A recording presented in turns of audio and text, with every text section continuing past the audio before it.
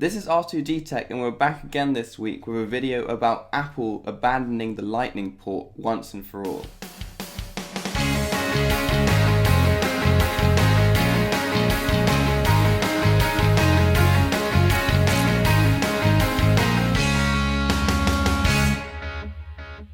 So Apple have actually changed their proprietary charging cable 2 times in the last 13 years.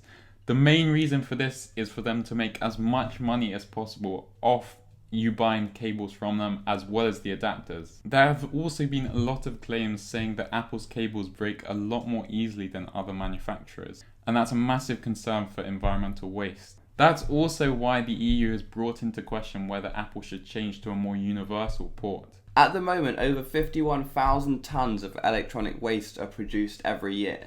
This number has to come down significantly if we're aiming for a more sustainable future. Previously for smartphones there were over 30 different types of charging cable, and now there are only 3 different types. Those are micro USB, USB-C and Lightning cable. The European Council think that if we get rid of the Lightning port and probably phase out micro USB as well, then all companies could use a universal USB-C in the future. This would cut down on electronic waste significantly, especially since Apple's Lightning cable is quite significant in contributing to that 51,000 tons of electronic waste per year.